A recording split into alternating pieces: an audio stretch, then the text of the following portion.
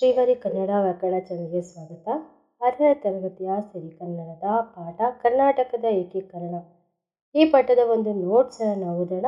ಅದೇ ರೀತಿಯಾಗಿ ನಿಮಗೆ ಈ ವಿಡಿಯೋ ನಿಮಗೆ ಯಾವ ರೀತಿಯಾಗಿ ನೋಟ್ಸ್ಗೆ ಸಂಬಂಧಪಟ್ಟಂತೆ ನಿಮಗೆ ಯೂಸ್ಫುಲ್ ಆಯಿತು ಅನ್ನೋದನ್ನು ನನಗೆ 5 ಸ್ಟಾರ್ ಕಮೆಂಟ್ ಮೂಲಕ ತಿಳಿಸ್ಕೊಡಿ.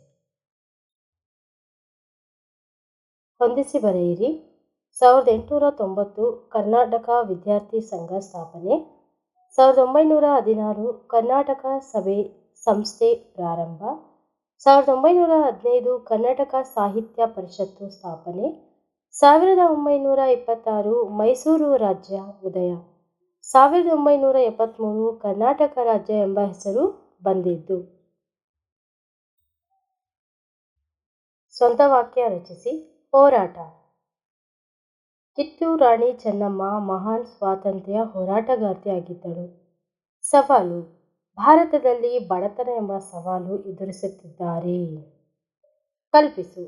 ನಮ್ಮ ಮನೆಯಲ್ಲಿ ನನಗೆ ಅನೇಕ ಸೌಲಭ್ಯಗಳನ್ನು ಕಲ್ಪಿಸಿದ್ದಾರೆ. ನೀವು ನಿಮಗೆ ಬೇಕಾದ ಒಂದು ಸ್ವಂತ ವಾಕ್ಯವನ್ನು ನೀವು ರಚಿಸ್ಕೋಬಹುದು.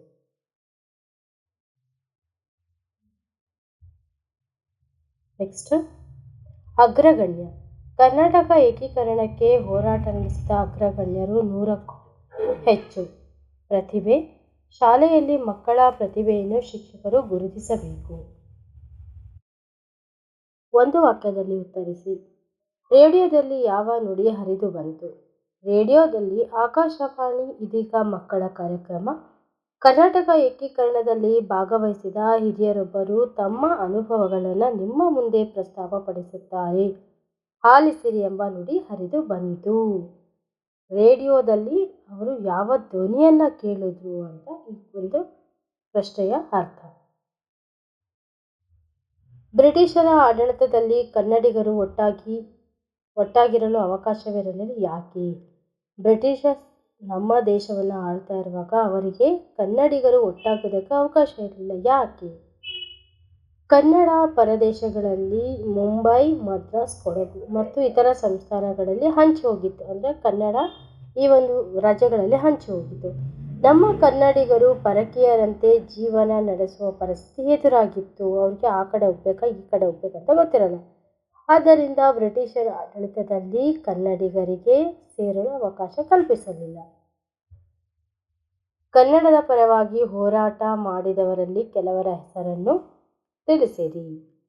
ಕನ್ನಡದ ಪರವಾಗಿ ಹೋರಾಟ ಮಾಡಿದ ಮಹನೀಯರೆಂದರೆ ರಾ.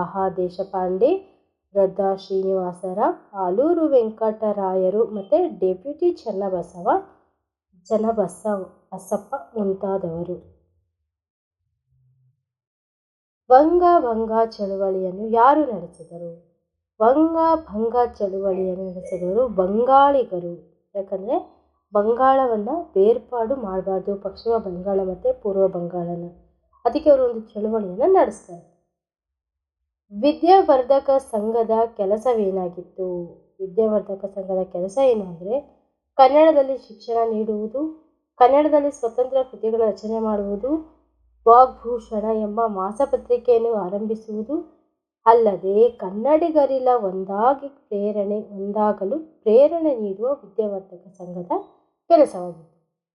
ನಮ್ಮ ರಾಜ್ಯಕ್ಕೆ ಕರ್ನಾಟಕ ಎಂಬ ಹೆಸರು ಯಾವಾಗ ಬಂದಿತು? ನಮ್ಮ ರಾಜ್ಯಕ್ಕೆ 1973ರಲ್ಲಿ ಕರ್ನಾಟಕ ಎಂಬ ಹೆಸರು ಬಂದಿತ್ತು.